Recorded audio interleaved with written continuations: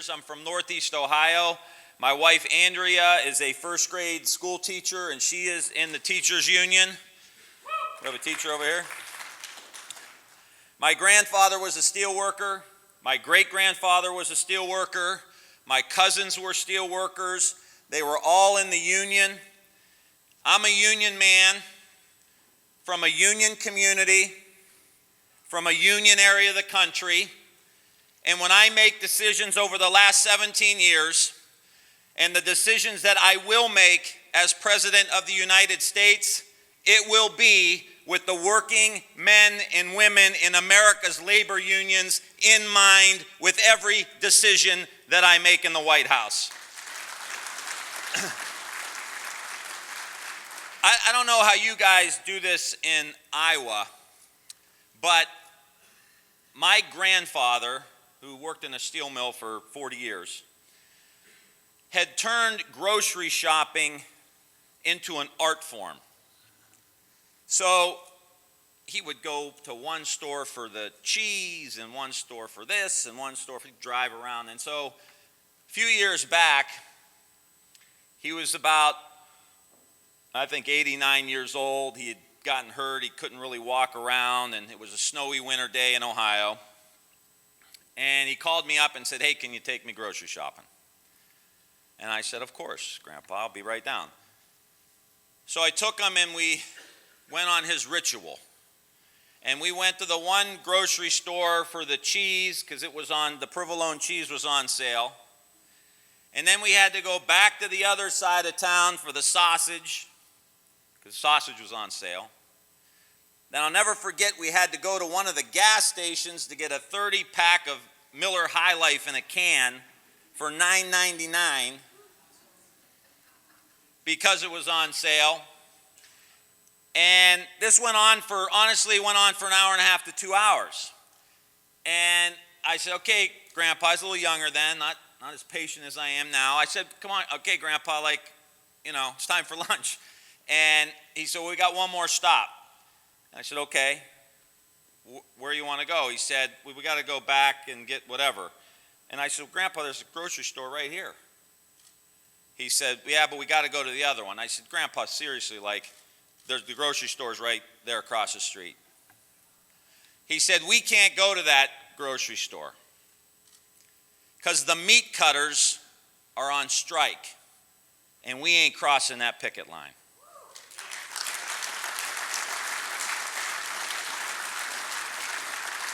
That's how I was raised.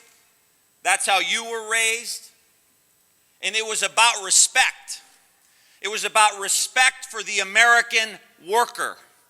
It was about respect for people who take a shower after work. It's about respect for the person who works 2 or 3 jobs just to make ends meet. It's about the person who stands on their feet behind the counter.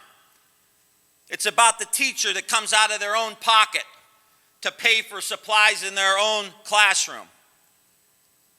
It's about doing that extra for your kids or your grandkids because life has tragedy and divorce and separation and sickness.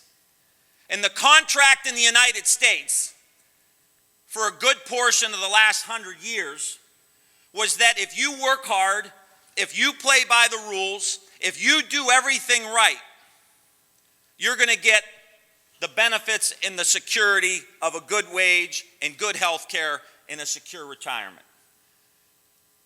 Unfortunately, that's not what we have anymore in the United States, or very little of it.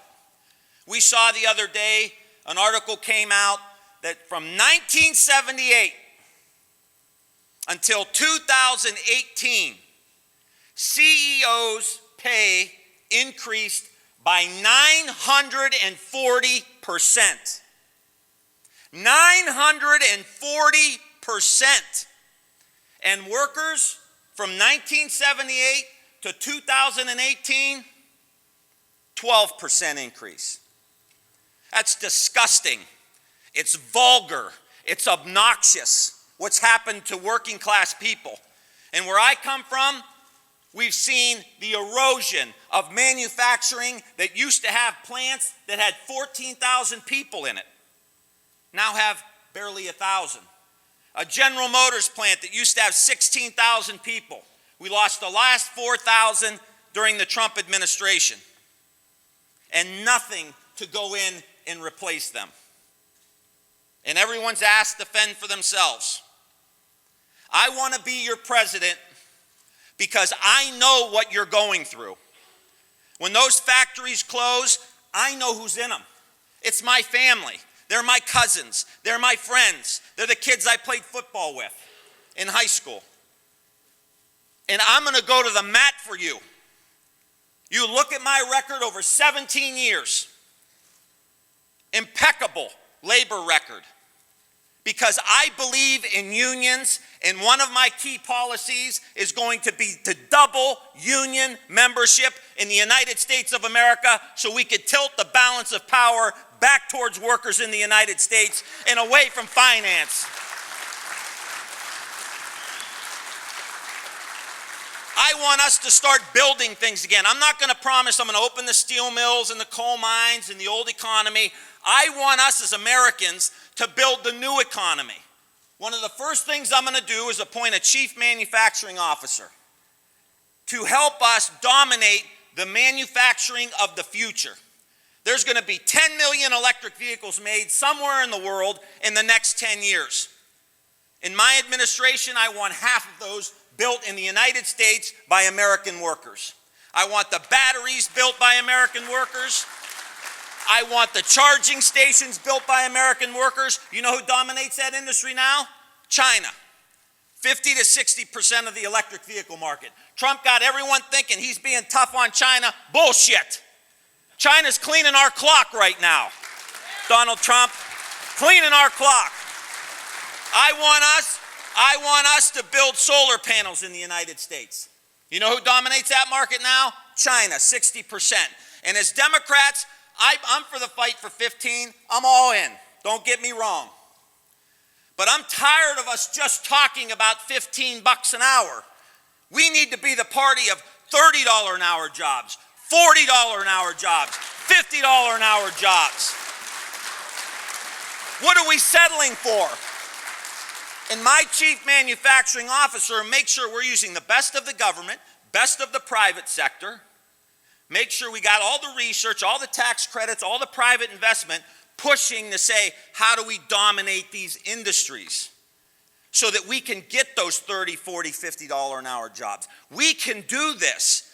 You need a president who comes from a place like Youngstown, Ohio, who's been living with the erosion of the middle class for the last 40 years. And I'll tell you, I'm tired of these culture wars. I don't know how you guys feel, but it's like Jack Kennedy gets killed, Bobby Kennedy gets killed, Martin Luther King gets killed, Vietnam. We've been divided for how long? Since Vietnam. Who's black, who's white, who's gay, who's straight, who's brown, who's an immigrant, who's not. Divide, divide, divide. And what happened? 940% growth to the top 1%, and we get 12% because we're all fighting amongst each other. We got to stop. We play right into their hands. I'm an old football player, old quarterback. Never played on a team that had a lot of success where the players didn't absolutely love each other, care about each other. Tell our kids, we got 3 kids, you're not always going to like each other. You got to love each other. You got to care about each other. We're all on the same team. Let's get it together. I want to be your president. I will not forget you.